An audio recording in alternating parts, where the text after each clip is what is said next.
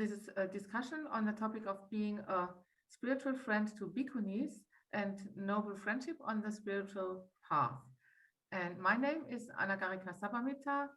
I will moderate this discussion, and I am living in Germany as an Anagarika, which means that I am keeping 8 precepts, and I am working on German translations of early Buddhist texts. I would like to welcome Ayya Yeshe. Great to have you here today in this discussion. Ayya Yeshe is the Abbess of Bodhicitta Dakini Monastery, which is a non-sectarian female-led Buddhist monastery in Tasmania in Australia. And she's also the director of Bodhicitta Foundation, a socially engaged Buddhist charity empowering ex-untouchable Buddhists in India. Ayya Yeshe is a teacher, a contemplative, and a feminist, and she has been published by HarperCollins, and her sacred chants have many thousand hits on YouTube. As today, for women and LGBTIQA+, finding a place to ordain and stay where they can learn and study both as layperson or as monastics is often a huge challenge, and especially in the Tibetan tradition, this is not easy. And because of this, Ayya Yeshe started a unique project to create a monastery where the fourfold community can stay and learn, aiming for environmental justice, to aid marginalized communities, intersectional feminism that includes and welcomes men who wish to be allies of women. And when I first heard about Ayya Yeshe's project in India, at that time the monastery project in Australia did not yet exist, and I was so impressed that I wanted to do something in order to support her. And I organized a few events and invited her to come to Europe. And this was in 2014, it's a while back now. We had a few rather unusual events and spent 2 very interesting weeks together. And I'm really glad to have this meeting today with you again, Ayya. Welcome.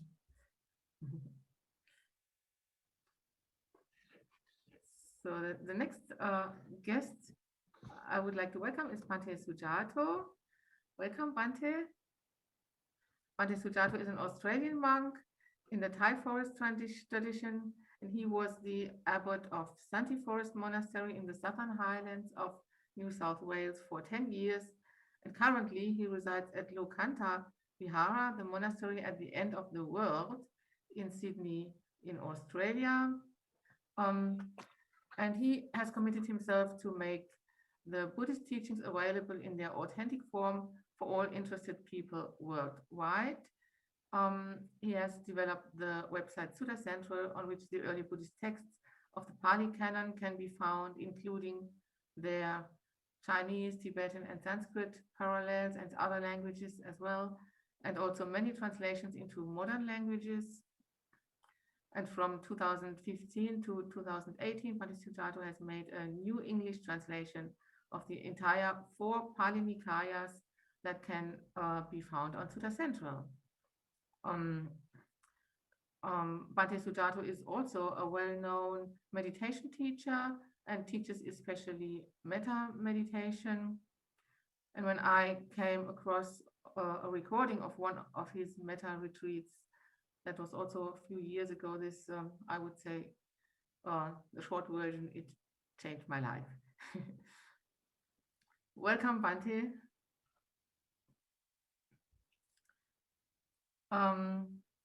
And the third guest I would like to welcome is Bhante Akāliko.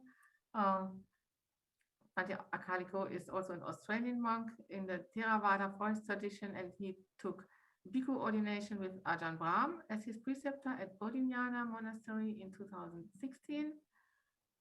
And I'm not sure, Bhante, I was present at, was it your Samanera ordination or your Bhikkhu ordination in Australia? It took place while I was staying in Bodhicitta. That would have been my Bhikkhu ordination if it was at Bodhicitta at the monastery.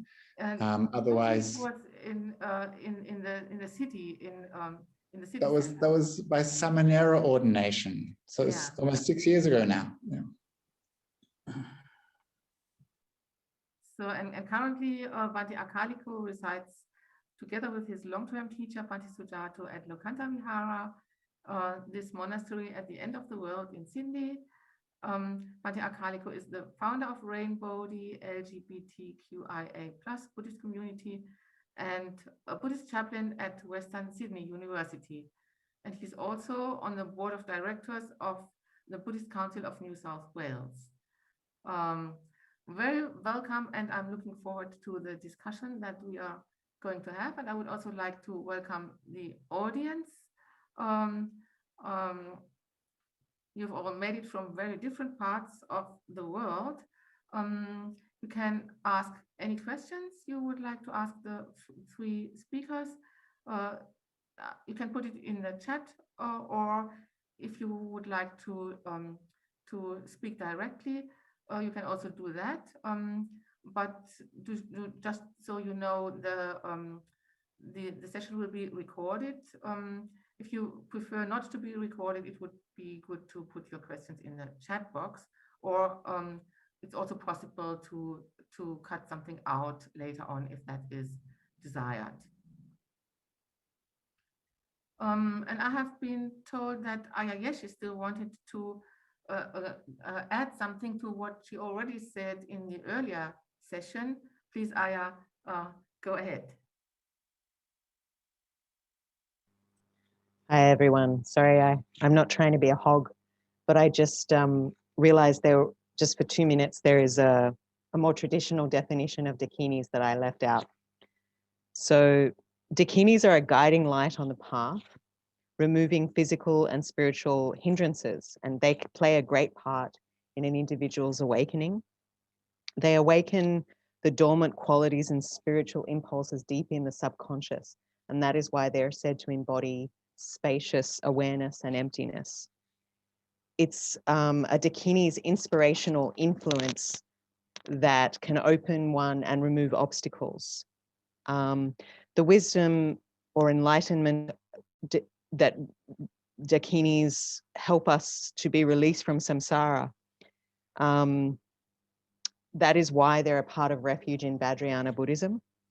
So Dakini means one who dances through space, in the sense that they represent the spacious potentiality that gives birth to or actualizes enlightenment, and the 4 kinds of enlightened activities, which are peaceful, wrathful, enriching, and pacifying, that allays fear, suffering, and draws necessary conditions for spiritual growth.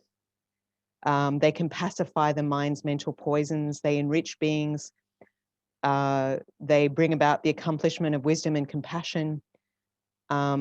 They help us triumph over confusion and superficial thoughts to see our true nature. The ultimate Dakini is inseparable wisdom and compassion.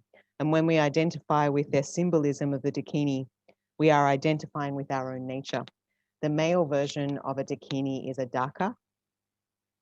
They represent basic space and clarity, the basic goodness that is the foundation of our Buddha nature, where emotions arise, abide, and dissolve, but they're just like reflections or clouds in the sky. And when we can see their arising and departure, we can release those emotions, thoughts, and identifications into basic space. So Dakini is inseparable with the Dzogchen view, which is maintaining spaciousness of the nature of mind. Not easy, but something to aspire to. So thank you for that little time allotment.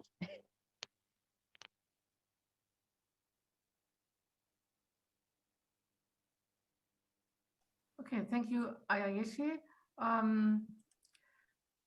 The topic today is spiritual friendship, being a spiritual friend to Bhikkhunis and noble friendship on the spiritual path. The Buddha said that good friends are the whole of the spiritual life, which is a very interesting statement. He has been asked, or Ananda has been going to the Buddha and saying, I think good friends are half of the spiritual life, and the Buddha said, no, not quite. Good friends are the whole of the spiritual life. And he speaks always in high praise of good friendship in the suttas, and speaks quite often of good friendship. And he says that good friends help us develop the Eightfold Path. Good friends give good advice. They do what is hard to do, and they stop us also from doing what is unskillful. So it's really important to have good friends. We have already heard that for Bhikkhunis, it is in particular difficult to find a good place to stay and to practice, and the same also for LGBTQIA plus people. And so we might just look at this particular aspect of good friendship. How can we be good friends to Bhikkhunis? And that would be, if there are no other questions right now, I would just ask this question to Ayya Yeshe. How can men be allies to Bhikkhunis, Ayya?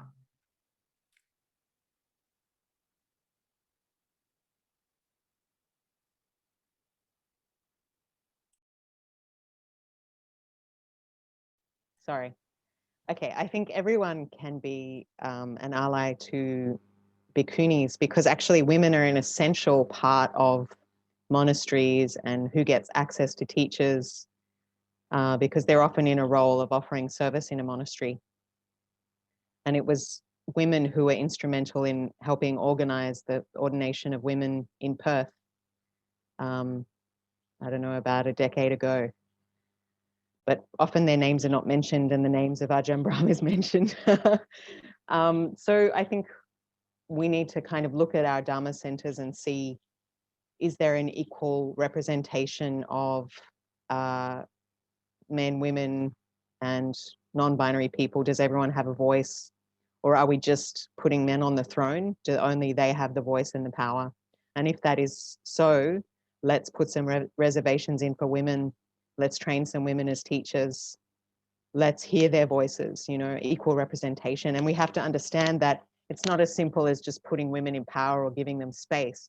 It's about undoing the internalized patriarchy we all have, because men and women both uphold patriarchy. Patriarchy is not about hating men. It's just about recognizing that there is a system of dominance in power that favors men and prejudices women, and also oppresses men emotionally, and also oppresses especially queer men.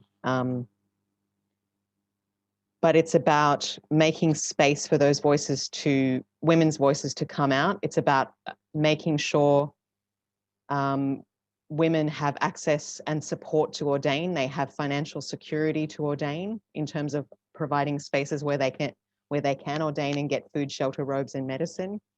It's also about having a dialogue about reducing internalized patriarchy, and looking at ways in which we tend to look at men, towards men to be our leaders instead of women, and the unconscious conditioning we have that reifies men and projects things onto women and has much more expectations. Have you noticed how often women are criticized as compared to men? How often we talk about how a woman looks, her weight, how submissive or agreeable she is, what she owes us in terms of emotional labor. We expect so much more from women, and we criticize them so much more, and we troll them so much more. Whereas men, you know, they automatically, especially white men, whatever they say, people will automatically listen. Whereas before, when woman even opens her mouth, there's like a but, you know, like even now feminism, which is about the empowerment of women, has become demonized, you know, like what is essentially a movement about gender equality or women has become about men. Like before feminists even go forward to talk about their own experience, they have to reassure everybody that they don't hate men, and it's been hijacked, you know. So there's just so many things we can do. One is support centers where there's gender equality, reservations for women, supporting already existing female-led centers and Bhikkhuni centers, and addressing our, you know, reading feminist writers in your Facebook feed, like bell hooks, and looking at our own internalized patriarchy, which both men and women have. Thank you. Are there any questions from the audience right now? Okay. No? Okay, you can just lift your hand physically, but I think there's also I don't even know. There must be a button somewhere to lift your hand with by pressing a button. Anyway, as long as there are no other questions, I would still like to ask now a question from Bhante Sujato. Bhante, you mentioned at some point that having no bhikkhunis means that the Sangha, in a way, is not whole. When did you realize that the absence of bhikkhunis means that the Sangha is not whole?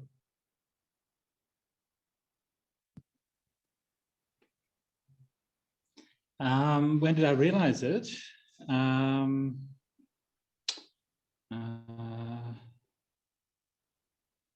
Yeah, hard to say. I mean, I'm not quite sure.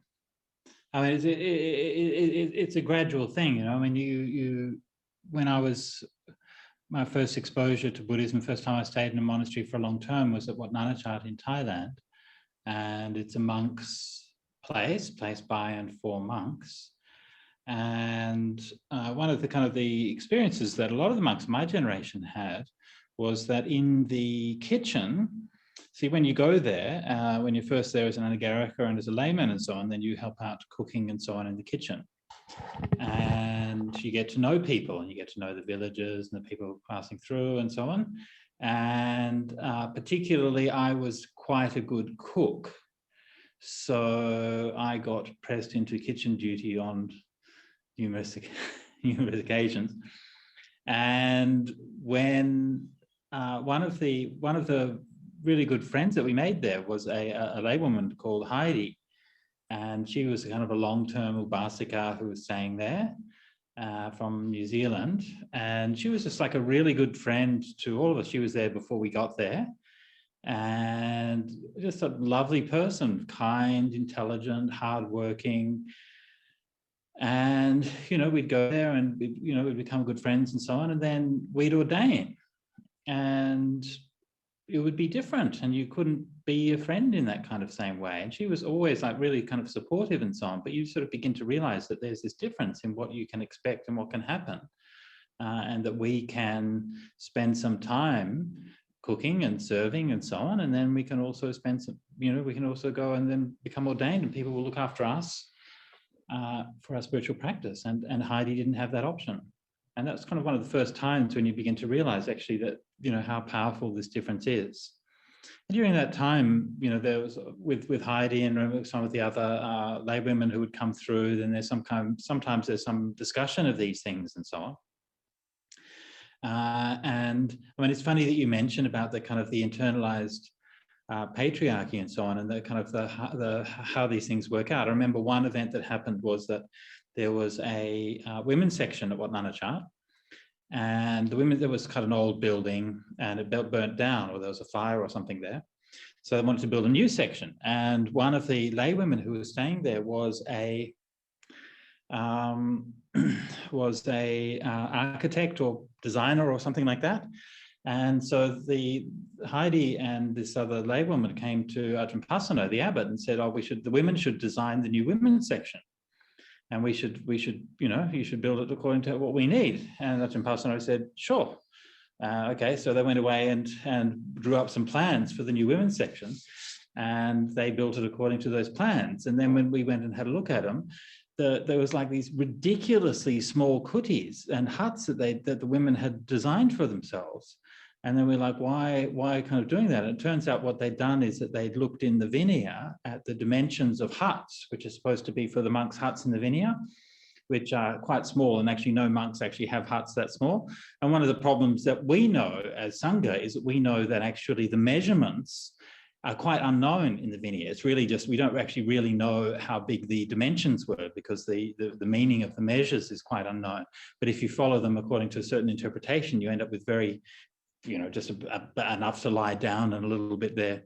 But of course, the women there didn't know that, and they thought, okay, well, we'll make the huts the same size as the monks' huts are supposed to be. So that's what they did, and they ended up with these really tiny places. And so to me, that's one of the things that shows is that there's a like what we see with the Bhikkhuni orders is that there's, in a way, that things have to be sort of built up by scratch from a text. You read, this is how we're supposed to do, and so on, and you don't have the same kind of organic cultural tradition of how things are done, which is sort of embodies a certain kind of wisdom and experience. So again, to me, that's one of one of the lessons from that is that it's not enough just to say, okay, let the women do that, but there has to be sort of an active working together, and there has to be a consultation and an active and ongoing kind of support with those kinds of things. So anyway, that was just one of my experiences growing up, and I learned a lot of things. I learned a lot of things from one of the senior monks who said, this is a boys' club, and if I was a woman, I wouldn't be here. So that also was another kind of lesson. So that wasn't Ajahn Pasano who said that, it was one of the other monks, I should say. But yeah, so obviously there are certain kind of messages which are going out. Yeah. But I wanted to say, Yeshe, when you're talking, you're talking about the internalized aspects and psychological aspects, but it always seems to me that these things, of course, manifest externally.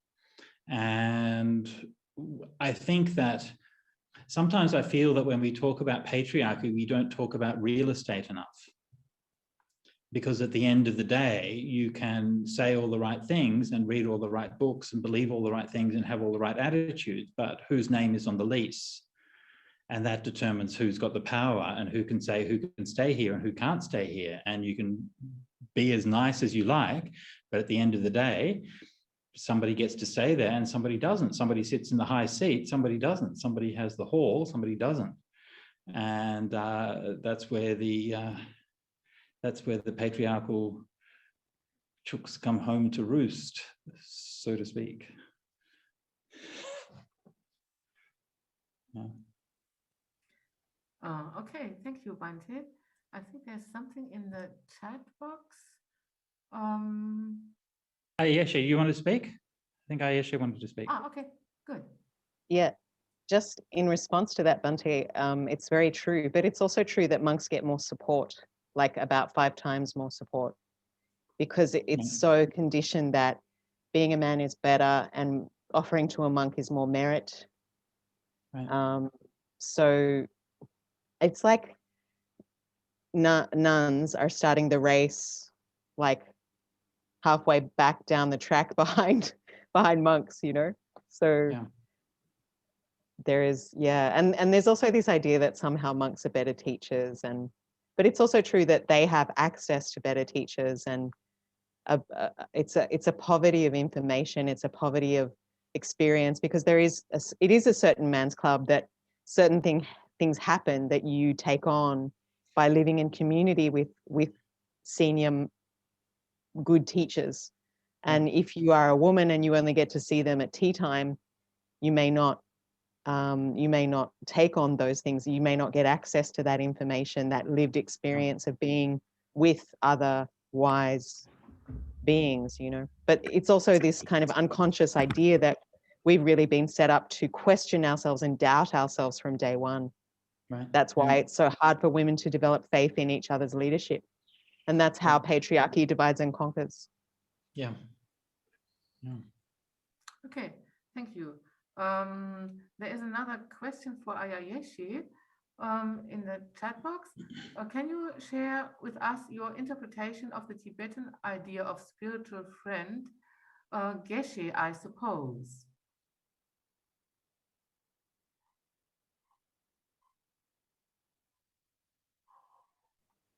You have to Yes. unmute yourself. I do. Good. Have to take off that patriarchal gag reflex. So, yeah, I think Geshe is a good definition, although Geshe also means a teacher with a doctorate of divinity in Tibetan Buddhism.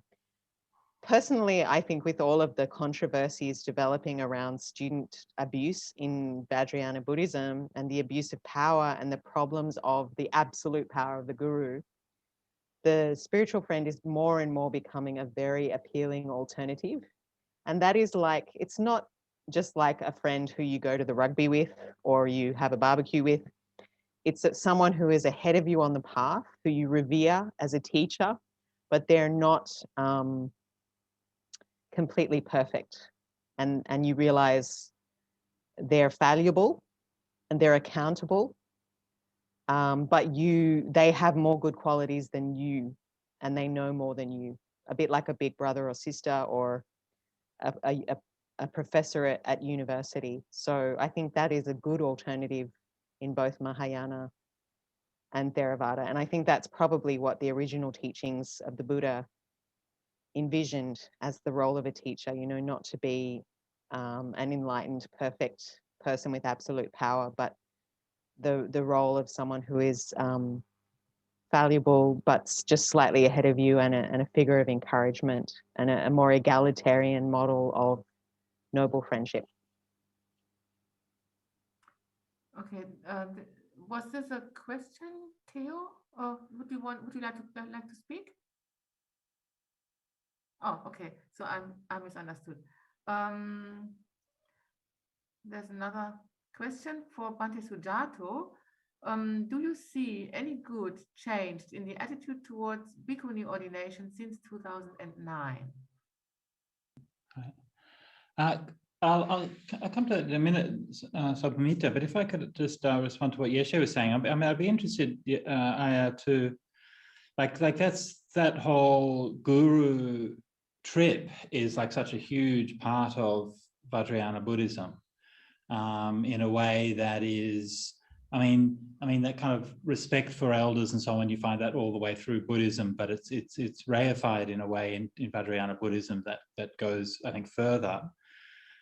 I don't know much about it, and I kind of suspect that it's one of those things that you might find that in the actual traditional practice in the country, these things often might be more kind of nuanced because they are tempered by the real world experience. Whereas when they're taken up in a kind of new Buddhist environment, people sort of take them all kind of very literally and so on, and can kind of sometimes overdetermine these teachings. But it is a kind of interesting thing because it is very much the case certainly in the Vinaya that teachers are supposed to be held accountable. And one of the article I just wrote recently on the Aniyata rules in the Vinaya was essentially that if a lay woman makes an accusation against a monk, then the monk has to be held accountable. And one of the interesting ambiguities about that is that it seems to be an exception from the case where a Vinaya rule only applies in the case of confession. So in this particular case, it seems that the original intent of the rule was that the laywoman's accusation by itself could have been enough to hold the monk accountable for that offence. But then that kind of got walked back through the traditions. And I had some interesting discussions around this with a few people, including Venerable Tenzin Palmo. And she was like talking about in the Tibetan, Tibetan kind of guru tradition and how that has to be honoured as such an important part of the thing. And from my point of view, I'm like, this is so dangerous that, if you hold your teacher up as an unaccountable thing, then that's very dangerous. So, but then also, I understand that it is such a deep part of the religious path that it's very hard for people to sort of get out of it or to find a new way around it. And the other thing which came up, which I think was also interesting, is that like it's not as if sort of abuse and so on only happens in that environment. Like there's plenty to go around. And so you can't sort of say it's like this particular doctrine or this particular approach which is a problem. It's obviously something which is much more widespread than that.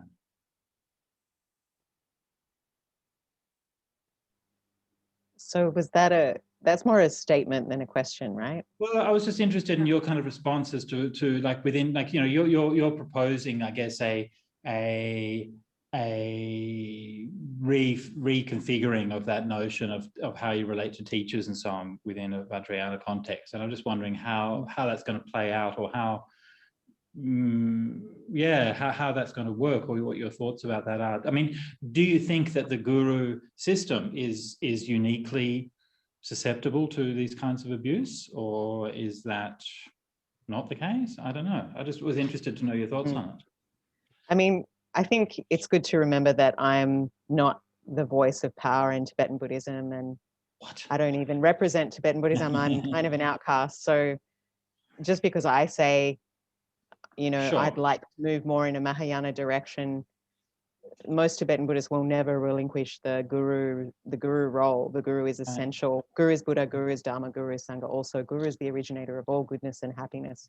To all gurus, I go for refuge is one of our prayers. But I think you made a good point in saying that, you know, the context of the guru is misunderstood outside the culture that they grew up in. And it does very clearly say in the teachings and the commentaries that a guru must conform to the Dharma and have ethical conduct and not contradict the three yanas, Theravada, Mahayana, Vajrayana. Okay. So if a guru is disparaging women or mistreating women, he's breaking the Vajrayana vows. Okay. If he's not keeping his monk's vows, you know, if he's doing harm, he's breaking his Bodhicitta vows. If he's, you know, abusing alcohol and abusing people, he doesn't have pure vision, so he's breaking the Vajrayana vows again. So there is a system of vows that they're accountable to, and you know, it's just the problem is that most people just go to the most advanced teachings and don't get a proper grounding, right? And they don't kind of read through the vows. They don't read teachings texts like the 50 verses of Guru devotion. You know, it says if your teacher is doing something that you find objectionable that contradicts the Dharma, speak to him or her about it. You know, and it's almost like no one could really, unless they're a Buddha, could really keep these vows, you know. That's the thing. It's so, the standard is so very high. Right. That I don't know, it does seem like the age of kings is past, and everybody is. There was a very interesting article, I can't remember who wrote it recently, but it was more or less saying, I mean, I think that, what's that female teacher at Upaya? Roshi, Joan Halifax. Is that her name? Yeah, I think so. She was saying, you know, our teachers have feet of clay. And then someone else, there was an article that I posted on my Facebook feed from 2019 about a researcher in Germany who just basically said, how do we keep our faith when online now teachers are accountable, they can't hide it anymore. Whereas once it was just known by a few people, how do we keep our faith? We keep our faith in a much more pragmatic, slightly broken-hearted way, you know, but we can't pretend it didn't happen. Right. Yeah. Yeah.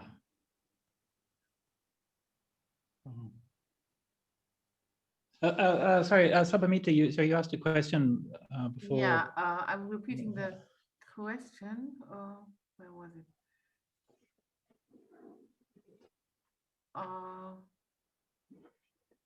Where was it? Yeah, the question was, what's changed since Bhikkhuni ordination? I have to scroll back in my chat. Yeah, do you see any good change in the attitude towards Bhikkhuni ordination since 2009? Yeah. Do I see any good change? Hard to say. I honestly don't see any kind of major shift. I think the people who are opposing Bhikkhuni ordinations are still opposing Bhikkhuni ordinations, and they haven't shifted, and I don't think they're going to shift. The people who are supporting Bhikkhunis are still supporting Bhikkhunis. I think that there has been, I think, obviously there has been a growth in both the number of Bhikkhunis and also the maturity of the Bhikkhuni community in terms of being accepted as teachers and so on and so forth. So there's kind of certainly a normalization process going on. And I think for the vast majority of people who then are just kind of ordinary people who sort of see this happening or whatever, then that's good, right? Then they're fine. And one of the things is, of course, Bhikkhuni ordination is such a natural and normal thing that to oppose, see, it's not like you have these two sides of supporting and opposing it. It's just supporting Bhikkhuni ordination is just kind of normal, right? That a person who wants to ordain, if they want to, why not, right? What's your problem? And to actually oppose it requires energy. It requires you to construct an ideology and to construct an organization and to construct a narrative. And you have to actually, that's the unnatural thing. And so to actually keep on with that kind of unnatural structure to sort of forcibly prevent, prevent people from practicing their human rights. I mean, this is basic human rights, to be able to practice your religion in accordance with your conscience. And so to sort of live in a country that and a culture that endorses those fundamental human rights, and yet to be not doing it, it's not a kind of static thing. It doesn't just exist. It has to be created, and it has to be sustained by a deliberate exertion of energy to build up that sense of discrimination and opposition. And that will continue so long as, and this is why again I mentioned about real estate, and one of the things which is I think underappreciated is the extent to which the actual response to Bhikkhuni ordination was a land grab to get hold of physically as much real estate as possible, and to put it under centralized control in order to prevent Bhikkhunis from staying there. And this happened in monasteries all over the world. So that's a kind of organizational imperative, which is required. Otherwise, otherwise this is like putting up walls. You have to build the walls, otherwise the ocean will come in. And that's just the reality. The normal state of things would be that people treat people with decency and kindness. And that's the state of nature. So I think that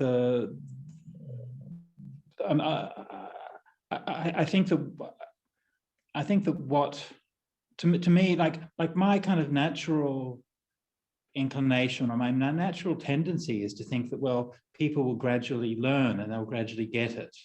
And I think that they will become more wise, and they'll learn and they will grow.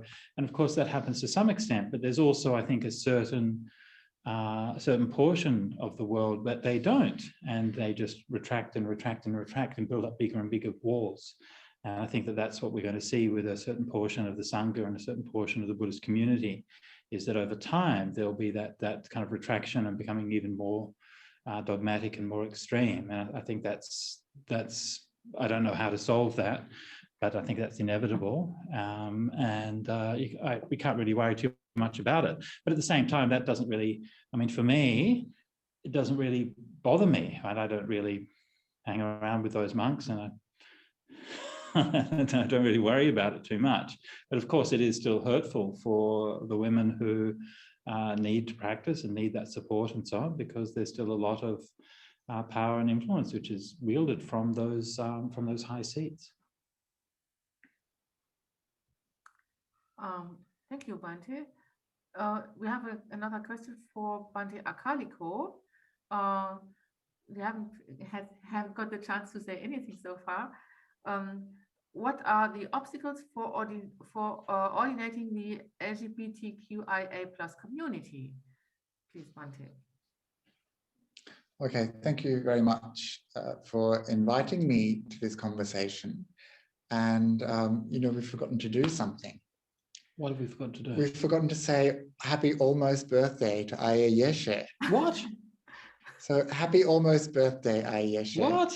Hiya. So I understand that that's the main reason why we're here. is to celebrate our spiritual friendship.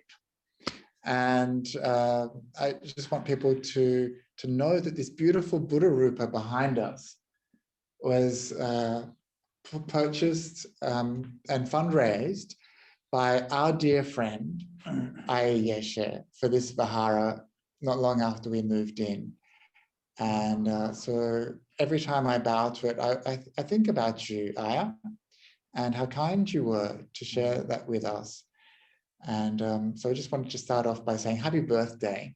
Happy birthday, Ayya. Almost birthday. And Ayya, can I ask how you're celebrating? Are you having a party for the... She's having a fundraising, and this is the party. This is it. We're here. Okay, so this is a birthday cake. Then you can blow out the candles on the birthday cake, Ayya. Go on. I feel a little ripped off. You want to blow out the birthday candle? There you go. Thank you. So, and I also just wanted to take a moment to acknowledge that I am a man. So my pronouns are he, him, and I'm a cisgendered man. And I have an enormous amount, I'm a white person as well, so I have an enormous amount of privilege, which I think should be acknowledged, especially in this conversation. I note that there's 2 monks on this call and only 1 bhikkhuni. And we're talking about allyship, essentially. And so before I answer the question from Sabbamitta, I just kind of like to add to what's being said. And that is that this idea of a spiritual friendship and how to be a good ally to bhikkhunis. I just want to acknowledge that my privilege plays a part, and that when I speak as a man, as a white man, as a cisgendered man, about women's issues, my job really is to not give my own views so much, but to listen to women and to amplify their voice. And so this is the role I think that allies play. We might have our own views, we might have our own stories, but when it comes to actually speaking on these issues, we're speaking for those people who are affected, not as those people who are affected. So it's a really important distinction to make in any form of allyship. And so when I knew that this talk was happening, I happened to be down in a Bhikkhuni monastery, which is Santi Monastery, where Bhante Sujato used to be abbot, and where Ayya Yeshe has stayed for some time, and where I've visited for many, many years. It's a kind of spiritual home, and is now a flourishing Bhikkhuni monastery. And so I asked the Bhikkhunis down there, how can men be better allies to women, especially female monastics? And they just said, just be friendly. And it's such a little thing, as Bhante was just saying, that you actually, to not be friendly is the hard work. To put up barriers is hard. To be unkind and uncharitable is more hard work than just being easy and good. And so that's something that I think can't be underestimated, is just the simplicity of friendship, real friendship. And it was something that really broke my heart when I went into the monastic environment and saw this reworking of a patriarchy that didn't exist in my world, the outside world beyond the monastery walls. That I came from a society, from a culture where there was just equality accepted, unexpected, And then you go into this environment and suddenly it's like you see these structures of patriarchy being rebuilt and reinforced. And that was something that really disturbed me and made me ask a lot of questions about what it was that I was doing. And for me, I'm of a different generation to Bhante Sujato. No, we're both Gen X. And I'm of a different monastic generation to Bhante Sujato. And so for me, I was friends with Ayya Yeshe a long time before I ordained. A lot of the monastics I knew were women.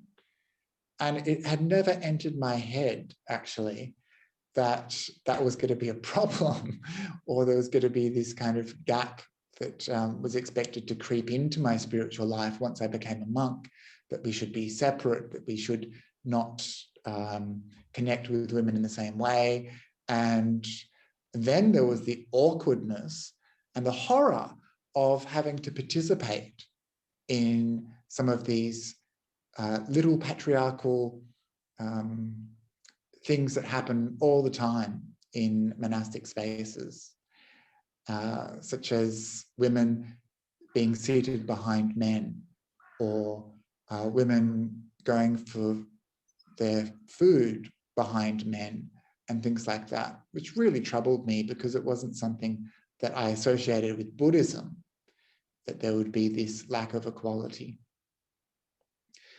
And so for me, when I was a young monk, actually, after I just ordained, I actually wrote a guide to allyship for Bhikkhunis, how monks can be better allies to Bhikkhunis. And so I invited a lot of input from Bhikkhunis, and then it came time to put it back out to them for feedback.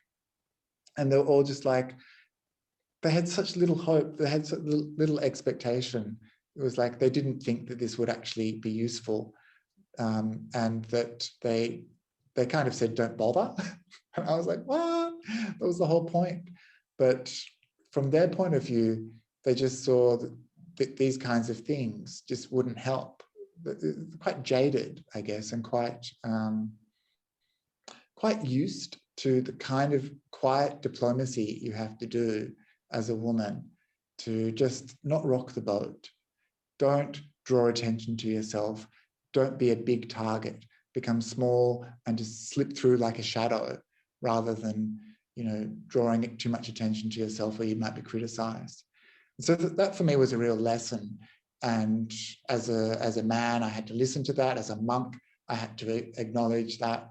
And so I just kind of dropped that project, which I thought was something that was going to be really desired by the Bhikkhuni Sangha. But from the people I spoke to, they were like, don't bother, it's not worth it. So that was something that surprised me, and something I think as an ally, you have to listen to what people are saying. But to come to your question, Sabbamitta, I hope I'm not hogging the floor, just to say that there's no discrimination in the Vinaya to certain people in that LGBTQIA acronym. So it's important to remember that this is not one person, that it's kind of these identities are all wrapped up in. These are very different groups, all with very different sexuality, very different gender, and very different sex characteristics. So in the Vinaya, there's no reason why a gay person or a lesbian person cannot be ordained. There's no reason why a bisexual person cannot be ordained. The issues around being transgender, or being even non-binary, or being intersex, these are some areas which might be a bit more challenging according to the Vinaya. There's some research that's been done by Venerable Vimala that looked very closely at certain concepts that are in the Vinaya. And it seems that some of these ideas were mythical, magical, and these views of bodies were also mythical and magical. And something like intersex, people who are intersex are people who have sex characteristics that are variations. So they might have different chromosomes, they might have different hormone production, they might have different internal organs or external sex organs. And in the past, of course, this would have been much more common, because this is an incredibly common variation. Even today, intersex people are about 3% of the population. So that's about as many people who have red hair, is one of the statistics that's often quoted. So, but in the past, this would have been much more common. And the indeterminate sex, you know, it's very hard to tell, is it a penis, is it a vagina? And this might have caused some concern for a monastic environment. But the external sex organs are only one type of variation that people who are intersex have. And so I think there's still some research to be done. And I think that we're talking about equality, we're talking about allyship. And sometimes when I see these things come up in forums where people get really into these things, oh, and this kind of person can't ordain, and it says this and it says that, I think it's very easy to forget that these are people, that they're actual people. And this is kind of a similar tone to some of the debates I've seen around whether women should be ordained. You see these kind of chats on forums and people talking about it as if these are some remote, weird, exotic creature.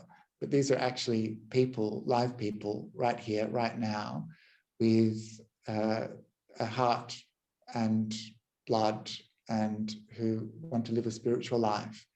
And so I think I really congratulate Ayya Yeshe, who's made it very explicit in her monastic environment that she welcomes non-binary people, she welcomes trans people, she wants to support queer people. And I think that kind of inclusivity is very beautiful. And I think that we still have some work to do in different monastic environments. Firstly, in educating people about what these particular issues are, getting over the homophobia, getting over the biophobia, getting over the transphobia, and understanding better issues in the Vinaya, especially around trans and intersex people and their capacity to live a full spiritual life. And so yeah, that's a kind of long rant. So sorry, I didn't get to talk much at the beginning, but I've kind of gone on a bit, so I'll be quiet. Okay, thank you very much. There is more in the chat box. I'm just reading out. Ayya Yeshe, from your webpage, the Progressive Western Buddhist Declaration title, the Mahayana forest tradition is a new tradition that has grown out of a fusion of Tibetan Buddhism and Theravada. I guess the question is that maybe Ayya Yeshe might explain a little bit about this. I'm not sure it is a question. I think it's more like a statement, because it was related to giving up gurus, and is it possible, and how do you, how would Tibetan Buddhism with gurus look? Huh? Excuse me, it came from me. I'll put the video off again. It came from me. It was a question. It really was. Please, could you explain this? I was looking at the webpage and I couldn't understand that. Like, is this a new tradition founded by yourself, or is it something else I don't know about? Lots of questions, really. Thank you. Sure. Okay, thanks for clarifying that. Yes, it is a new tradition. Although Theravada, Mahayana, and Vajrayana existed side by side, and there was one Sangha, and people practiced according to their inclination, with the foundation of the early teachings of the Buddha, and, you know, specializing as you grow in your Dharma practice. So yes, because I've been disturbed by a lot of the abuse that's happened around the absolute power of gurus, I have coined this phrase, Mahayana forest tradition, you know, forest tradition being a breakaway from Theravada that happened in Southeast Asia in the last century, with more emphasis on the early teachings of the Buddha, the Vinaya, the simple practices, and a return to focus on meditation and simplicity. So like a reform school, I guess, but it's more like, it's actually more like the Buddha lived anyway.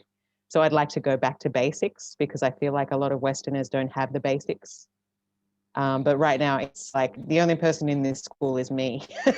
So I still really am mostly grounded in Tibetan Buddhism, but I also have Theravadan elements and mentors as part of my practice. So this is just the vision we have of the monastery, that it's not just another outlet for a patriarchal empire building ethnocentric Lama, basically, to declare we're independent, so to speak.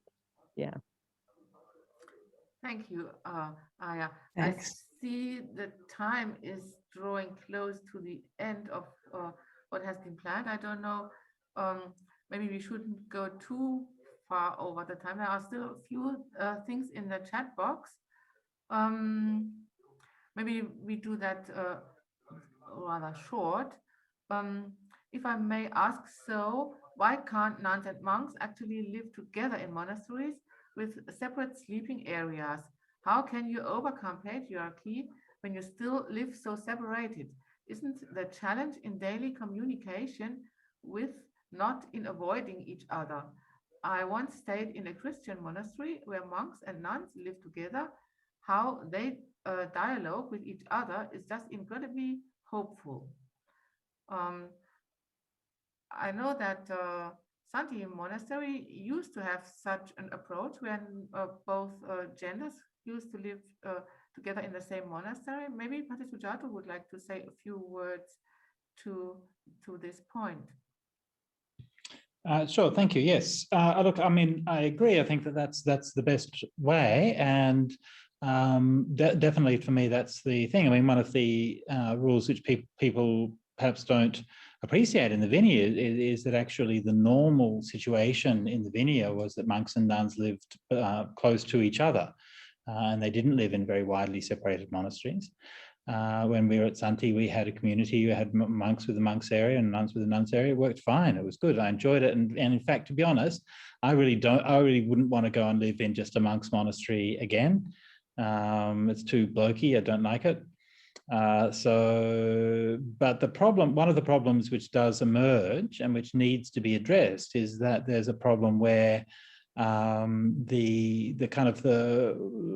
matter what you kind of try to do, there's a kind of the power is redirected to the male sangha, and no matter how much you try to empower the equality and to empower the women and so on, it's difficult, and it was especially difficult. Well, I don't want to say it was difficult for me, but it was a tricky situation for me, especially because when I founded Santi and I was the leader of the community.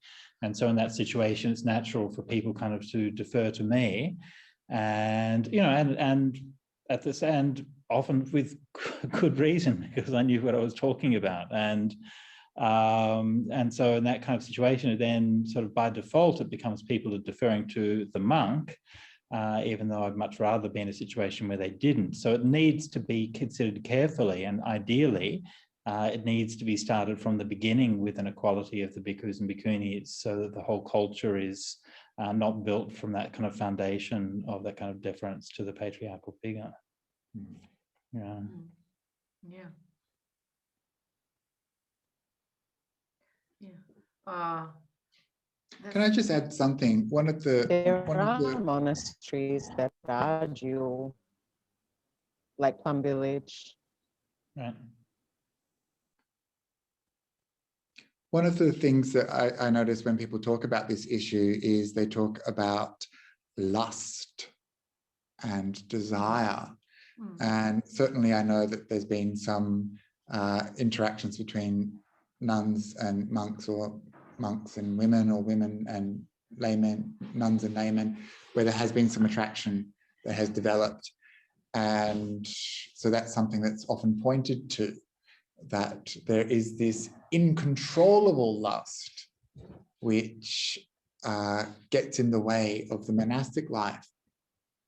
One thing I'd like to say to that is that as a queer monk, I live with a bunch of men.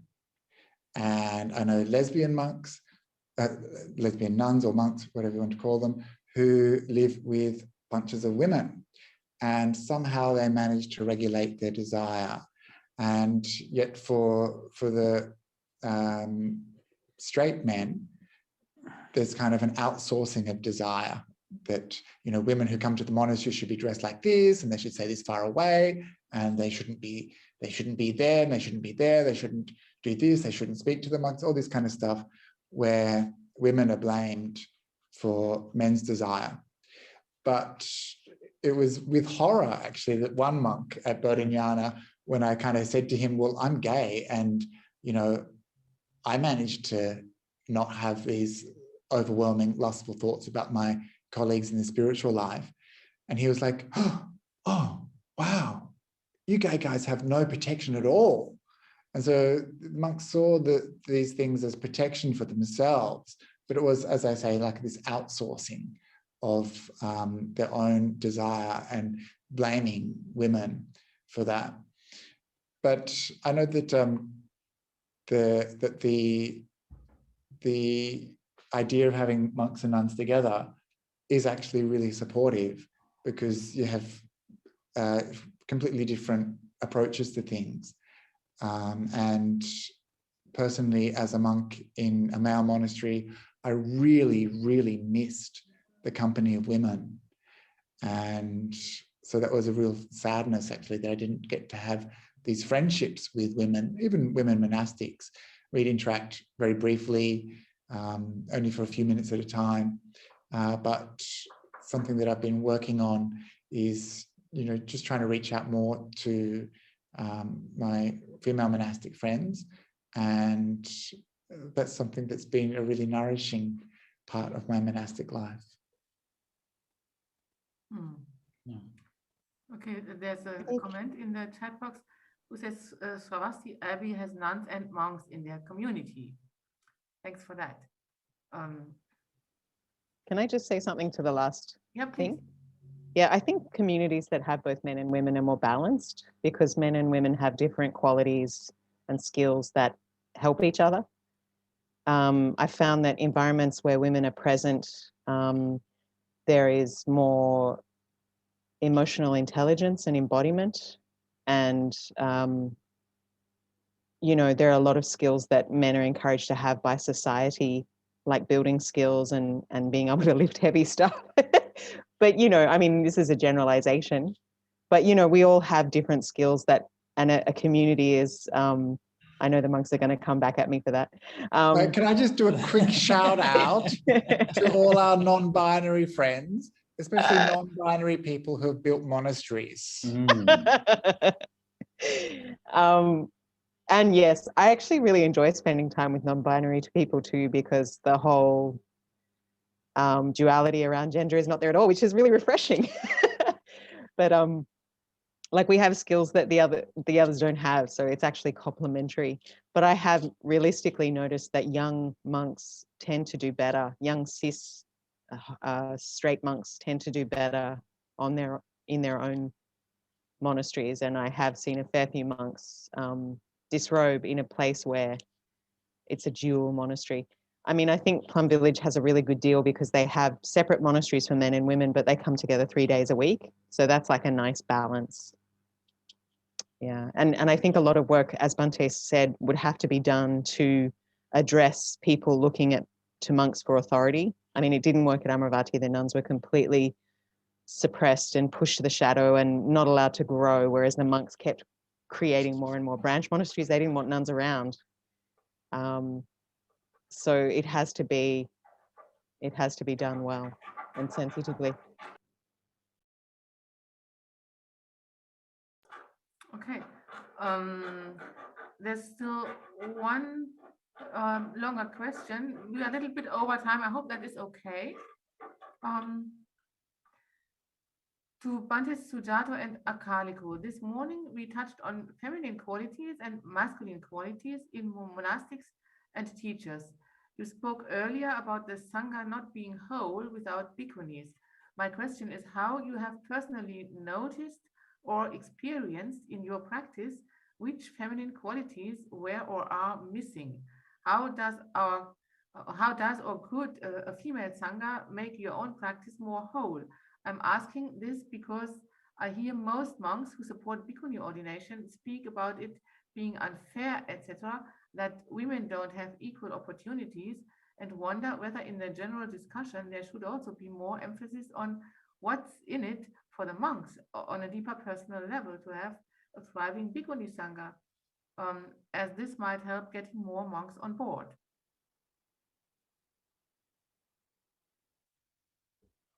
So that was a question to the two monks. Do you want to speak to that? Or do you want to speak to I just read, whilst I was listening to you, I thought that I was reading along with your question, but I was actually reading a direct message from Daniel. And so, so I do apologize because it wasn't something that was in the chat for the rest of the group. And then Anne-Marie's question. Oh, okay, yes. So that's why I didn't really hear. Yeah. Do you want me to take it then? Yeah, I'll take it. Yeah, good. Okay. That's a great No idea. worries. Okay, very good. Thank you. Yeah, Glad you're here. thank you for that, Anne-Marie. I mean, I think it's one of these things that it's a bit, for me, it's a bit kind of hard to pin down. You know, we can look at my own experience. I think that having,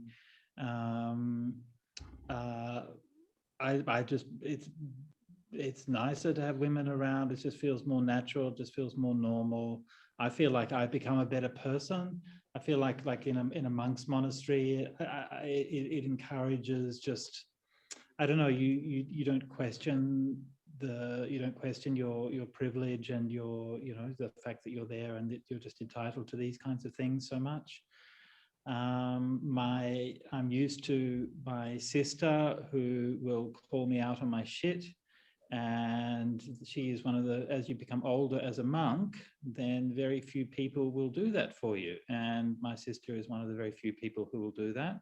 And Ayya Yeshe also is one of the other very few friends who will do that also for me.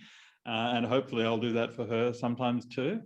And so I think that, I mean, there's all kinds of indefinable ways. And it's not just about women are like this and men are like that. I mean, you'll notice I'm kind of cautious about, I mean, I'm cautious about kind of essentialist arguments about women are like this and men are like that. I mean, I'm sure that there is a different sort of sense of acculturation to be in certain ways or whatever. But when it's, I mean, to me, it's people. So, you know, so it's you're with certain people. It's not so much that there are these specific group of people who has this group of qualities, but that they're when part of the group is arbitrarily excluded, that's part of humanity, which is arbitrarily excluded with all of whatever they might be.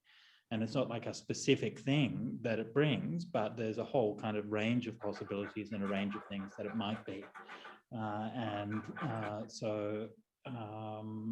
Yeah, I mean, I feel like I've become, from my experience of living at Santi with nuns and with women there, to me, I feel like I became a better human being,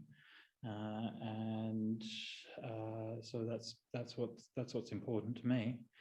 And I think like one of the things which there's a very nice passage in the suttas where you know, talks about this kind of issue, and it says, well, how do you deal with that, and what do you do? And the first thing that you do is you see older women as your mother, you see women the same age as your sister, and you see younger women as your daughter.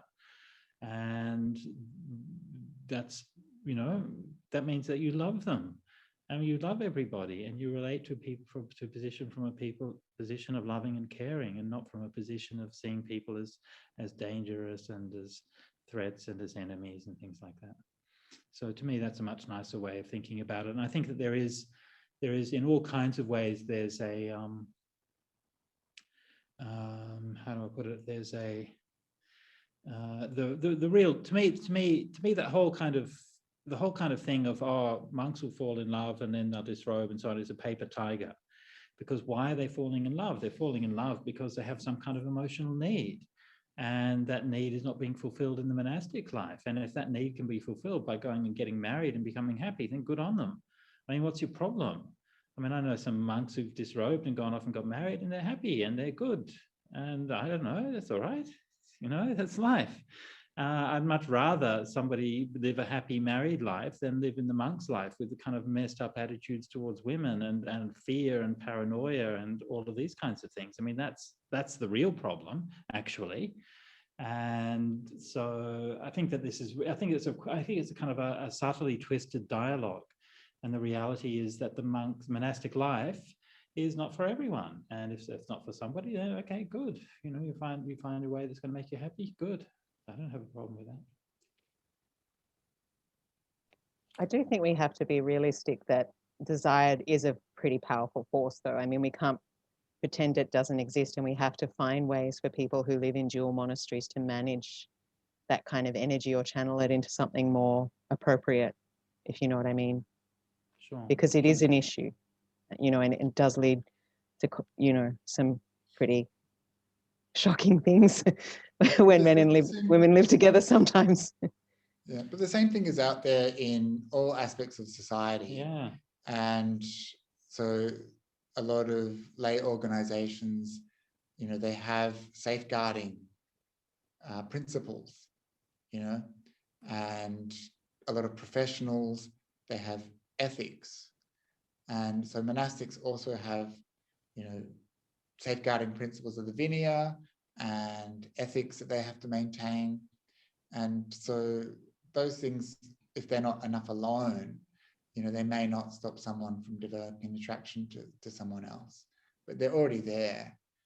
And I think that Ajahn Brahm tells a story sometimes about a monk who thought that he would train really hard. Was it even Ajahn Chah? I can't remember. Who deliberately didn't look at women the whole rains retreat or something, kept his eyes down and refused to look at them. Didn't want to see them, didn't want to have any attraction. And then when he finally looked up, he was in love. He'd been denying himself this, quite ordinary experience of seeing women, and suddenly the power of this image, which he was confronted with, was overwhelming. But if you have a little bit of, I guess, exposure therapy, where you just kind of see people as people, just in the same way we know that private schools, which are single sex, they often end up a little bit with quite a lot of objectification of women, because they just haven't been exposed to them. They don't know how to interact with them or behave around them sometimes. And so it's really important just to get over that very small one aspect of a person and see them as a spiritual being rather than as an object of sexual gratification or desire. But see, there's some interesting research around gendered schools, and boys do better in dual schools, but girls do better in all-girls schools because they're not modifying their behavior to please men, basically, or please boys. So it's complex, and maybe the existence of both one gendered and mixed monasteries, people can choose, but I think we all have to work on our own aversion to, and meet as frequently as possible to have a healthy dialogue with monks, at least. Yeah, I think that's a really good point, Ayya, and I think that there always has been, and there needs to be, a diversity in how people can live the holy life, and there isn't just one way, and then there's always been many different ways, and we need to kind of acknowledge that and to not operate from this kind of artificial idea that there's one right way that everybody has to follow. And I think especially as we're establishing a Sangha in the West, we're all experimenting. We're experimenting here at Lokanta, you're experimenting. We're just trying to find out how we can do this. And, we have to accept the fact that some experiments often will fail, and that's part of the process. And that's how you learn. But yeah, people are different, and people will flourish in different kinds of environments, and that needs to be supported. Are there more questions or comments for now? There was one about anarchy and authority. Sorry? There was one about anarchism and authority. Oh, I missed that. Would you like to say something to that question? Probably the anarchists in the room should, Bhante Sujato. It's from Theo, I think. He said something like, it seems to be the whole problem is looking for authority, and maybe we should just, be more egalitarian. Yeah, I found it. It seems a question of authority, so maybe one of the most harmonious position is anarchism. Bhante Sujato, would you like to share how we can relate to this theme with anarchism? Sure. I'll just say it kind of very briefly, but the Buddhist Vinaya is in fact an anarchistic constitution. So anarchy doesn't mean sort of chaos. Anarchy means that there's no overarching ruler. And so in the Vinaya, the decisions and the procedures are made by the Sangha in consensus. All the Sangha have to be present. All decisions are made by consensus. And there is no power that any single individual has over any other individual. There's no power that monks have over nuns. There's no power that seniors have over juniors. Those things don't exist in the Vinaya. They exist in the real world of Buddhist monasteries, very much so. But according to the actual monastic constitution, they don't exist. So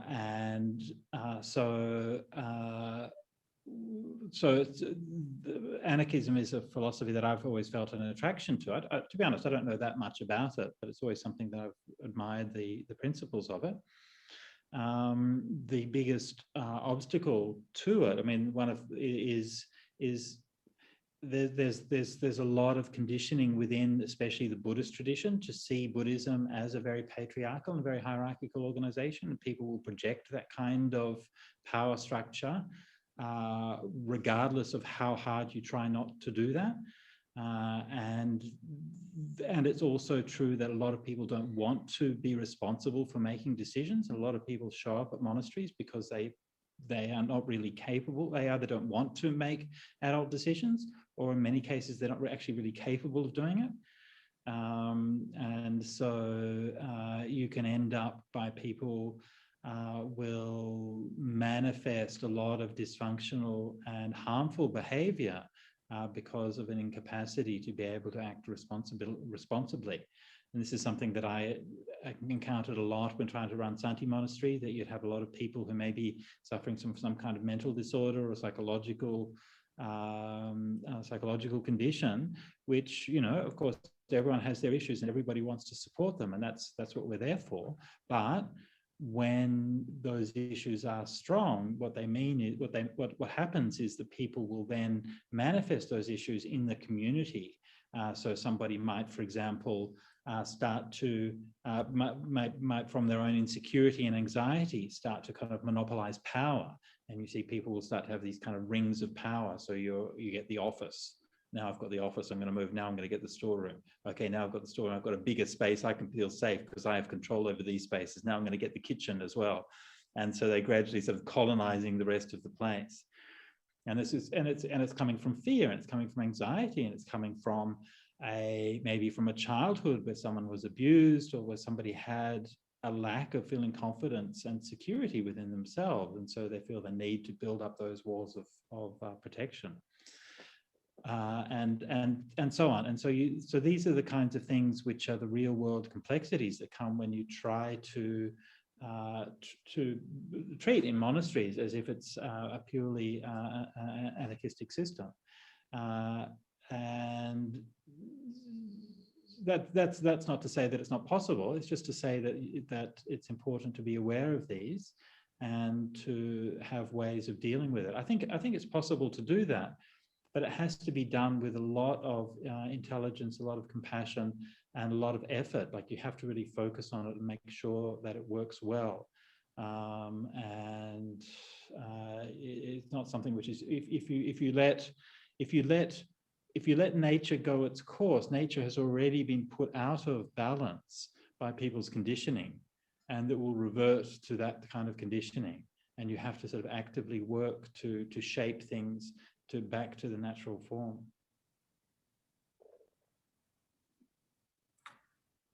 Thank you so much. And a great thank you to the audience for the fantastic questions, and to the speakers who answered them. That was really a wonderful discussion. I did already mention at the beginning Hi, that Jen. Ayya Yeshe is building a new monastery. And if there's anybody who would like to be a good friend to this bhikkhuni or other people who are who can benefit from that monastery, and you would like to support this project, I am going to put the Ayya Yeshe's website in the chat box. And if you would like to make a donation or consider making a donation, that would be also a nice birthday present for Ayya Yeshe. So I'm putting the website link in the chat box. If you're interested, you can find it. So we are all wishing Ayya Yeshe a very happy birthday, and a great thank you to everybody. Well, and maybe one of the senior monastics would still like to give a dedication of what we just did. Maybe Ayya Yeshe?